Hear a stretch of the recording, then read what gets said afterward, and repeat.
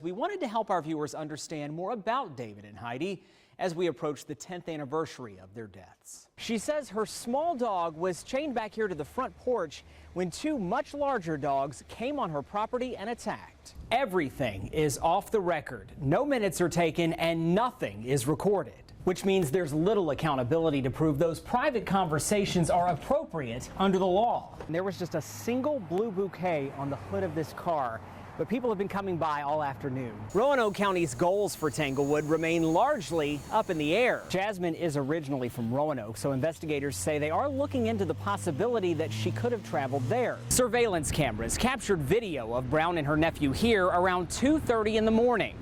Brown's sisters say it was highly unusual for her to be out so late. Self-driving cars are being tested all over the country right now, but Tony is the first to operate on public roads while offering rides to the public. We were very, very close.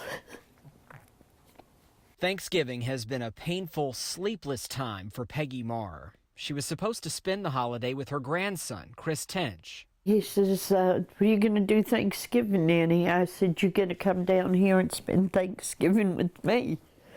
Marr helped raise her grandson, cheering him on as he played soccer and basketball in Alta Vista.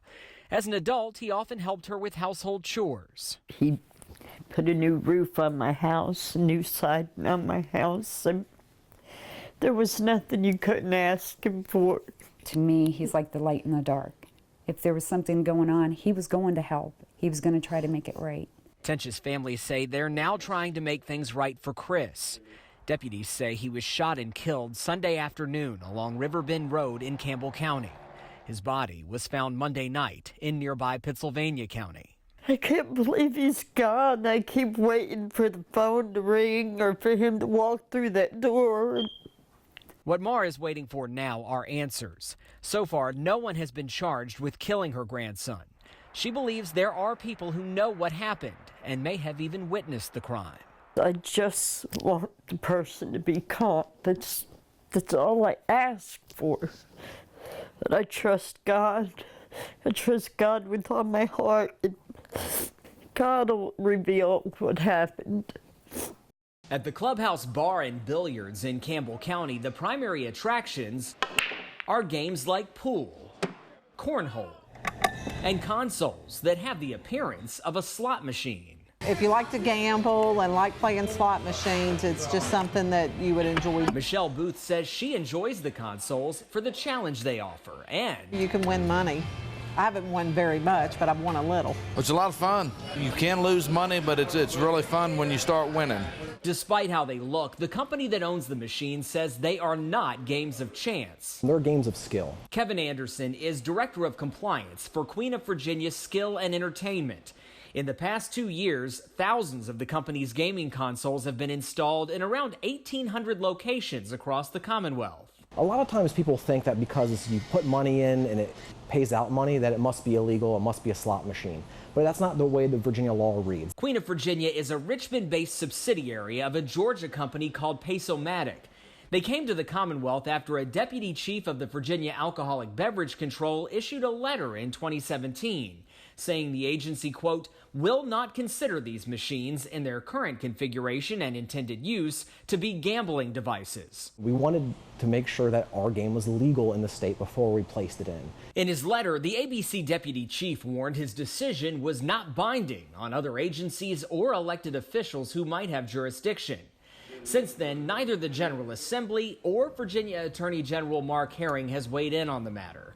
When WDBJ-7 contacted Herring's office, a spokesperson told us the best people to talk to would be Commonwealth's attorneys, saying they're the ones responsible for determining whether a machine might constitute illegal gambling. I haven't made that determination yet. Bedford Commonwealth's attorney Wes Nance is one of several prosecutors contacted by WDBJ-7 for this story. Nance said he's aware gaming machines operate in his jurisdiction, but like most of his colleagues in Virginia, he is not taking action, at least not yet. There really has to be an investigation. And although I may have seen these types of machines in our area, I haven't been approached by law enforcement yet As far as I know, they haven't received any complaints. Nance and other prosecutors we contacted said they could evaluate the legality of the machines if formal complaints were brought to law enforcement. Once a complaint is received or an investigation ensues, then we'd make that type of determination. One prosecutor who has investigated the machines and made a legal decision is Joe Platania, the Commonwealth's attorney in Charlottesville. On June 7th, he issued a statement saying Queen of Virginia machines are gambling devices and therefore violate Virginia law. Platania gave Charlottesville businesses 30 days to remove the machines or face a Class 1 misdemeanor, punishable with a $2,500 fine and up to a year in jail. Queen of Virginia responded by filing a lawsuit against Platania.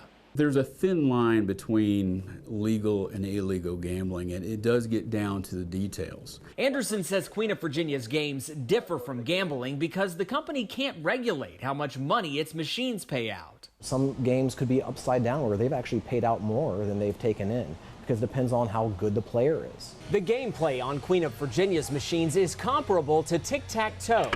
Pictures appear on the screen, and users have a limited amount of time to figure out which button they need to push to line up 3 in a row. If the images can't be lined up, the user can hit a button that says "Follow me," which takes them to a memory game. If a player is good enough, Anderson says they can win every time they play. Slot machine, you press a button and you win or lose. You can't control the outcome. It's different with our games where they can control their own destiny. Queen of Virginia is not the only company operating slot-like gaming machines in the Commonwealth. The growth may prompt Virginia lawmakers to address the trend with regulations, something Queen of Virginia says it would welcome in limited form. If you can regulate this industry properly, you keep the bad actors out. Until then, it's game on at the clubhouse and hundreds of other businesses around the state. Tim Saunders, WDBJ 7. Travel 3 hours south of Roanoke on Interstate 81 and you'll find a scene that's playing out in towns across the country. In the city of Bristol, a once vibrant shopping mall is sitting empty. It was a hustling, bustling place where everybody from Southwest Virginia shopped. The Bristol Mall closed in 2017. Its end was hastened when a new shopping center opened and lured away many of the mall's anchor stores and major tenants. While the new facility is less than 5 minutes away from the mall, it's located in another state. Sales tax revenue that once poured into Bristol, Virginia, has moved to Tennessee. It's been a very big hardship for Bristol, Virginia. The city was suffering long before its mall left. For years, Bristol has lost jobs in coal and other major industries. Neighborhoods have emptied out as people moved away to find work. Add this to it, and it's been a very difficult time for the city, and I think it's also disappointing to many of we residents that we've lost such an institution as this mall. Jim McLaughlin is part of a team that's hoping to bring the mall back to life. McLaughlin is Chief Executive Officer of the United Company, a business that's partnering with the mall's owner to redevelop the property as a resort and casino. The complex would include a convention center, restaurants, live shows, and high-end stores unlike anything that's available right now in Southwest Virginia. We're just a totally different city when this happens in a different region. Before the project can be built, Virginia law will have to change. As of now, casino gambling is not allowed in the Commonwealth. State Senator Bill Carrico says he's planning to sponsor a bill that would address the issue. When I met with the investors, my first initial answer was, I don't want anything to do with it. Carrico says he decided to lend legislative support when he realized what an economic benefit the casino could provide. A recent study conducted by Chimura Economics and Analytics shows the Bristol Resort could generate nearly $900 million in annual revenue and employ 5,200 people by 2027. People may say, well, Carrico's carrying a gambling bill. Technically, I'm carrying a referendum bill for Bristol to decide that. If passed, Carrico's bill would allow voters in Bristol to hold a referendum to decide for themselves whether casino gambling should be allowed in their city. I felt that it should be the people's decision, not mine. Some in Bristol already say they'll vote no. I think it's the wrong way to go. Pastor Dewey Williams of Bell Meadows Baptist Church is among a handful of faith leaders in Bristol fighting the casino. They've posted yard signs around the city that say, "Don't gamble with Bristol's future." I don't believe it's honorable. I don't think it's an honorable thing because it destroys people, destroys people's lives. Casino supporters have signs of their own that say, "We're betting on Bristol." All of them see the benefit of what we're doing in terms of jobs, taxes, and improvement in our city. McLaughlin doesn't just see potential in Bristol. In October, representatives of his company approached Danville City Council about the possibility of building a casino there. They commissioned an economic study specifically for Danville, which showed a casino could generate $20 million in tax revenue for the city by 2028, with a total economic impact of over $1 billion. But that's as far as they've gone in Danville. The United Company doesn't own any land in the city, and they haven't drawn up any formal plans for a casino here. That's a big departure from Bristol, where they already own a site and formal plans for a casino have already been drawn up. They even have the money to start construction. McLaughlin and his business partner plan to privately fund the entire project. All they need is a change in state law. We hope we'll have support, and we believe we will, but that's up to every individual. For now, the power rests with the General Assembly. Without their legislative approval, there will be no casino in Bristol or Danville or anywhere else in Virginia. Tim Saunders, WDBJ 7. Lidl is known for offering groceries and general merchandise at discounted prices. Their only store in our region is this one on Piedmont Place in Danville. But several years ago, it appeared the chain would be opening stores closer to Roanoke. Salem's Economic Development Director, Melinda Payne, was looking forward to seeing Lidl in her city. We received word that they wanted to expand into our market, and Salem was one of the first locations they wanted to come. Lidl purchased a lot at 922 West Main Street, next to Lowe's, in 2017. The company paid $4.6 million for the property. Early on, Payne said Lidl was moving aggressively to build a store in Salem, submitting a formal site plan to the city.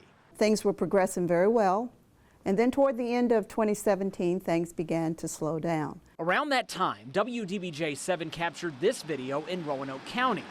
Grading was underway at a site on Valley Gateway Boulevard next to the Bonsack Kroger.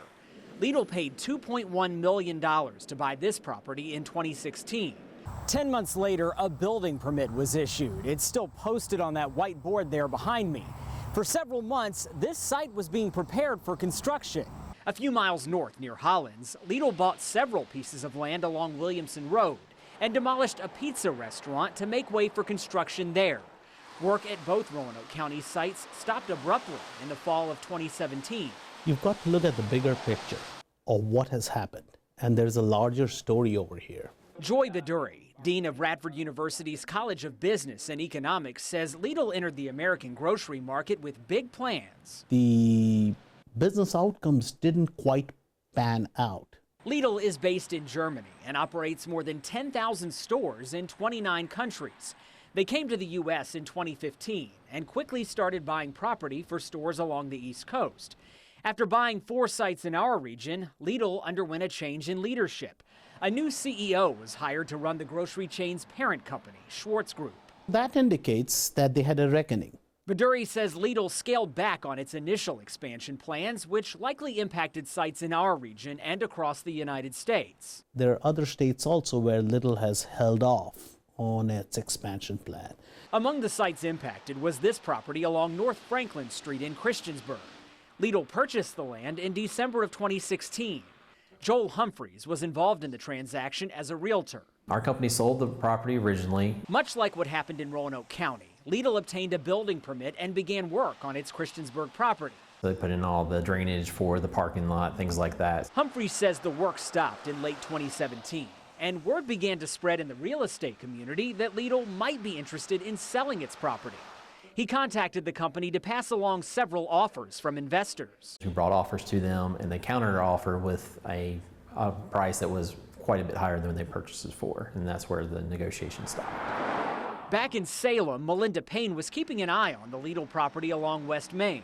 We followed up with numerous calls, emails, texts, whatever, trying to find out what was going on. And finally, about July of last year, we were informed that the project was no longer viable.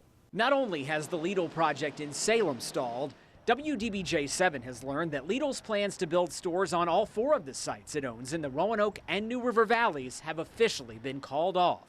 After contacting Lidl last week with questions about the properties, a representative of the company told WDBJ 7, "These are not sites we intend to build on." The representative went on to say that Lidl is eager to serve customers in our part of Virginia, but the sites currently owned by the company do not offer the convenience we hope to deliver for our customers. While Payne says she's disappointed Lidl won't be coming to Salem, she's actively working to attract a new investor to the company's high-traffic location along West Main. We're always looking for new and bigger opportunities, and we're open for business. Tim Saunders, WDBJ 7.